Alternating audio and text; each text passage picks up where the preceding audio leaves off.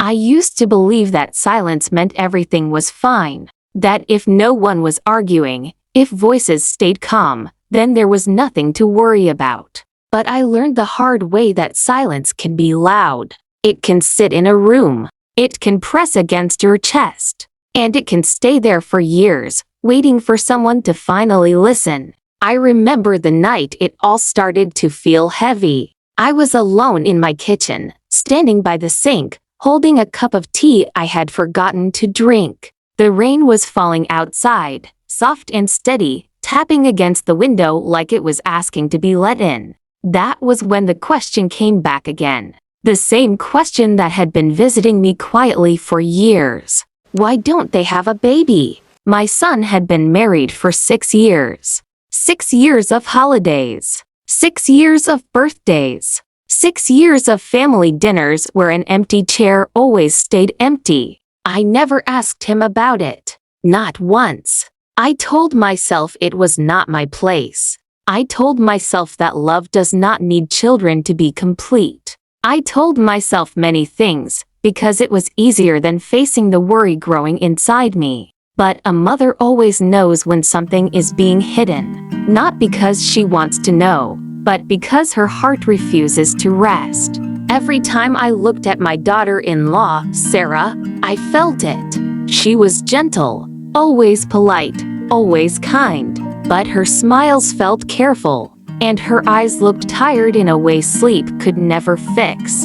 And my son, Daniel, watched her like someone guarding a fragile glass. Not with love alone. With fear. I did not understand it then. I thought he was just being a good husband. I had no idea that the truth was quietly breaking them apart, or that I had played a part in it, without even realizing. Daniel was the quiet boy growing up. He was never the loud one, never the one who needed attention. He stayed close to me when he was small, holding my hand tightly whenever we crossed the street.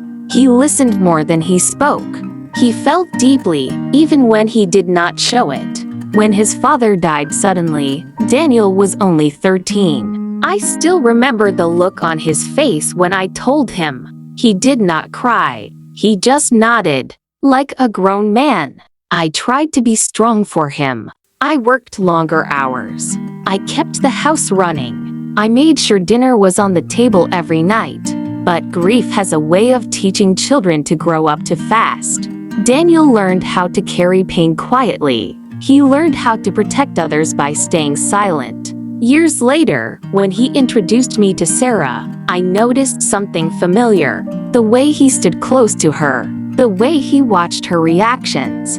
She was soft-spoken, thoughtful, the kind of person who noticed when someone else needed help before they asked. The first time she came to my home, she brought homemade bread wrapped in a cloth.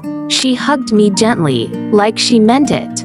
I thought to myself, this girl has a good heart. They married quietly. No big celebration. No drama. I believed they were happy. Please like the video and subscribe my channel. The questions from others came long before they came from me. Friends would smile and ask when I would become a grandmother. I laughed it off. I changed the subject. At family gatherings, Sarah would watch the children play. Sometimes she would hold a baby for a moment, then hand them back gently. Daniel always stayed close to her. Always. Once, I noticed her staring at a sleeping baby across the room. Her eyes looked wet, far away. Daniel noticed too. He leaned in and whispered something. She nodded, and the moment disappeared. I told myself I was imagining things. But over time, things began to change. They visited less often. Sarah spoke less. Daniel spoke more, filling the quiet with small talk. Whenever children were mentioned, he changed the subject quickly. Too quickly. One evening, I asked gently if Sarah was feeling well. Daniel smiled, but his eyes stayed guarded. She's just tired, he said. That answer stayed with me. Another day, Sarah stayed behind in the kitchen while Daniel stepped outside to take a call. She looked at me then. Really looked at me. Her lips parted like she wanted to speak. Her hands trembled slightly, but she said nothing. And neither did I that night. I cried quietly in my bed, unsure why my heart felt so heavy. The truth came on a day I never expected. Sarah came to see me alone. She sat across from me at the table, her hands folded tightly in her lap. Her face looked calm, but tired. "I need to tell you something," she said softly. I nodded, afraid to breathe. "Daniel doesn't want me to have a baby." The words settled slowly. I felt confused. "He doesn't want children?" I asked. She shook her head. "He wants them," she said. "Just not with me." My chest tightened. "He says it's for my health," she continued. "That pregnancy would be too risky. That my body isn't strong enough." I asked her if that was what the doctor said. She looked down. No, that was the moment everything became clear. Daniel was not protecting Sarah from danger. He was protecting himself from fear. Fear of losing her. Fear of repeating the past. Fear of becoming his father. That night, I called my son. When he arrived, he looked small again, like the boy who once stood in our living room after losing his father. I asked him why. He sat down slowly, his shoulders heavy. "I can't lose her," he said quietly. "I watched what grief did to you. I can't live through that again." He cried then, not loudly, just quietly. I held his hand and told him the truth. You can't protect someone by taking away their choice.